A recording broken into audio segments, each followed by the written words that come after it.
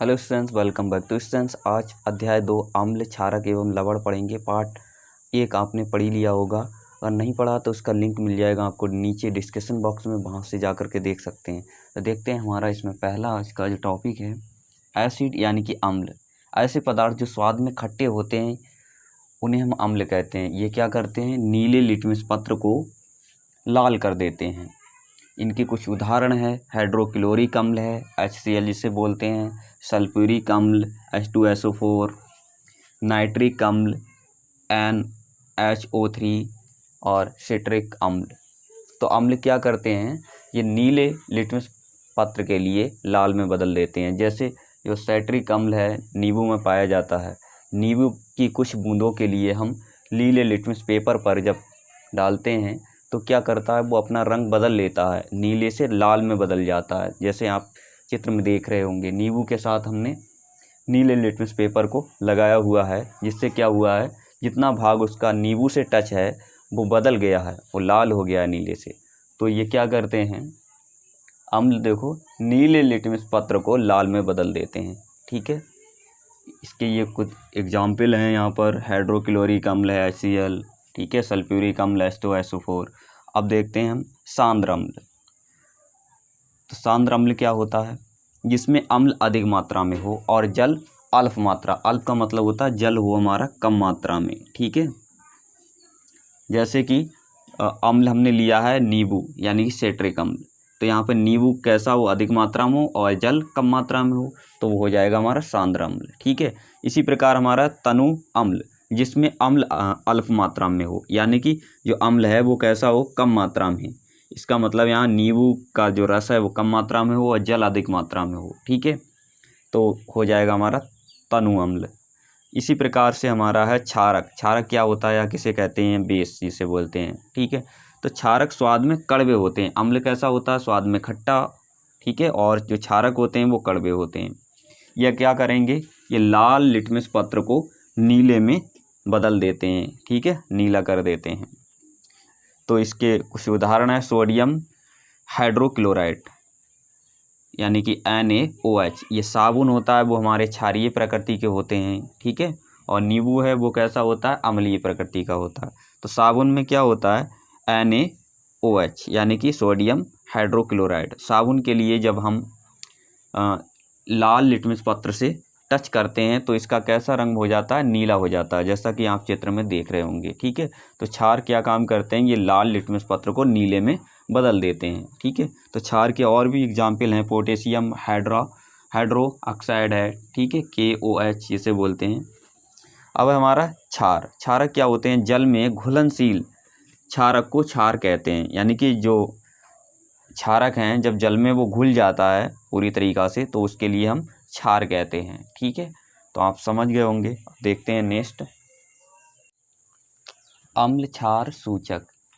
तो अम्ल क्षार सूचक क्या होते हैं, ऐसे पदार्थ जो किसी विलयन में अम्ल या क्षार के साथ मिलकर अपना रंग परिवर्तन या गंध परिवर्तन कर लेते हैं। यानी कि वो किसी अम्ल के साथ मिलेंगे तो उनका रंग बदल जाएगा या उनकी गंध बदल जाएगी। ठीक है, तो ये सूचक होते हैं 3 प्रकार के। पहला हमारा प्राकृतिक सूचक। प्राकृतिक मतलब जो प्रकृति में पाए जाने वाले सूचक उन्हें बोलते हैं। ठीक है, वे सूचक जो पौधों से प्राप्त होते हैं। यानी कि प्राकृतिक सूचक कौन से होते हैं, जो पौधों से प्राप्त होते हैं, उन्हें हम प्राकृतिक सूचक कहते हैं या कहा जाता है, उन्हें प्राकृतिक सूचक कहा जाता है।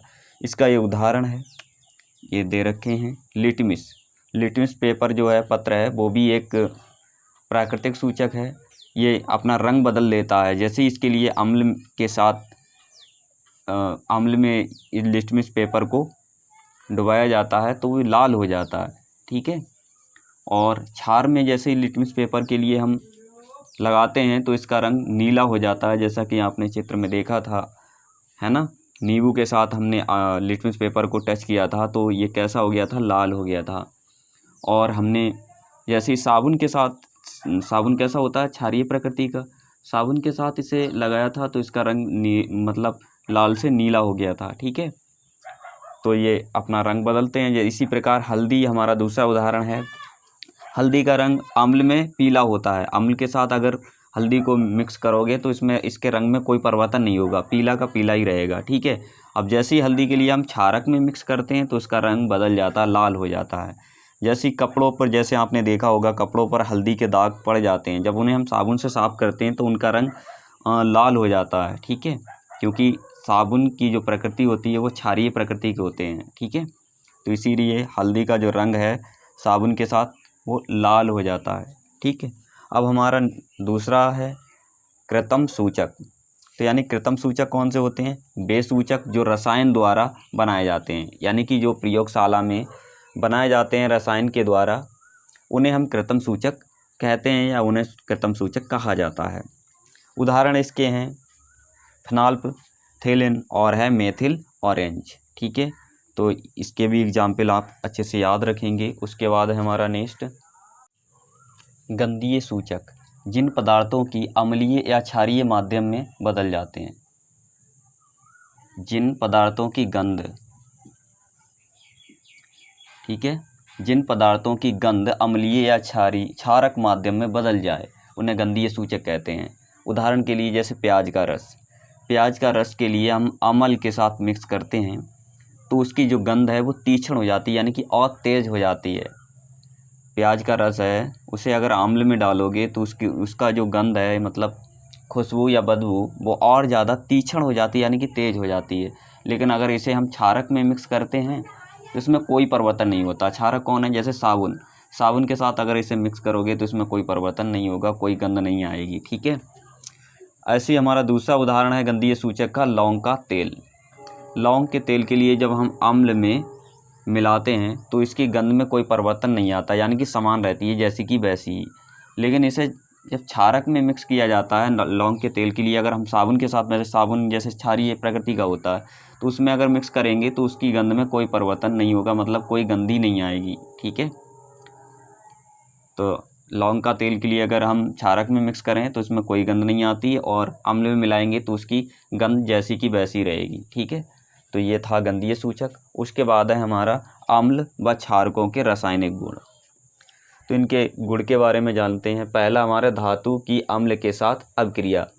तो धातु की अगर हम अम्ल के साथ अभिक्रिया कराते हैं तो धातु, अम्ल और प्लस धातु, हमने इन दो चीज़ों को लिया, इसकी रासायनिक अभिक्रिया कराई, ठीक है, ये तीर का निशान है। तब ये क्या बनेगा? लवण बनेगा और हाइड्रोजन गैस निकलेगी। तो हम इसका उदाहरण देख लेते हैं। अम्ल जैसे 2HCl है, HCl एक क्या है? अम्ल था, ठीक है। और धातु ले ली, इसमें हमने जिंक। अब इन दोनों की हमने अभिक्रिया कराई तो क्या होगा? जिंक क्लोराइड बनेगा, यानी कि जो कि एक लवण है। ना तो ये अम्ल बनेगा और ना ही क्षारक बनेगा, क्या बनेगा? ये लवण बनेगा, ठीक है। तो जिंक क्लोराइड बना और हाइड्रोजन गैस निकली, इसमें मुक्त हुई, ठीक है। और इसका हमारा ये पहला रासायनिक गुण था। ये दूसरा रासायनिक गुण है धातु की क्षारक के साथ अभिक्रिया। जब धातु की हम क्षारक के साथ अभिक्रिया कराएंगे, जैसे ये क्षारक है, ठीक है, NaOH, और हमने धातु ले ली जिंक, तो क्या बना? क्षारक और धातु की हमने अभिक्रिया कराई, तब लवण बना और बन गया हाइड्रोजन गैस, ठीक है। यानी कि लवण में हमारा Na2 और ZnO2, ठीक है, और हाइड्रोजन गैस बन गई, ठीक। ना ही ये मतलब अम्ल बनेगा इधर, ना ही क्षार बनेगा। क्या बनेगा? क्षारक की हम धातु के साथ अब क्रिया कराते हैं तो लवण और हाइड्रोजन बनती है, ठीक है। अगर अम्ल की हम धातु के साथ क्रिया कराते हैं तब भी लवण और हाइड्रोजन गैस बनती है, ठीक। अब अगला हमारा टॉपिक है अम्ल की धातु कार्बोनेट के साथ अभिक्रिया। तो इसे हम देखेंगे पार्ट 2 में, और इस वीडियो में इतना ही। उम्मीद करते हैं आपको ये वीडियो पसंद आया होगा। पसंद आया तो लाइक करें और अपने सभी दोस्तों के साथ शेयर कर दें। अगर कोई डाउट हो तो नीचे कमेंट बॉक्स में कमेंट करना बिल्कुल ना भूलें। Thanks watching for video.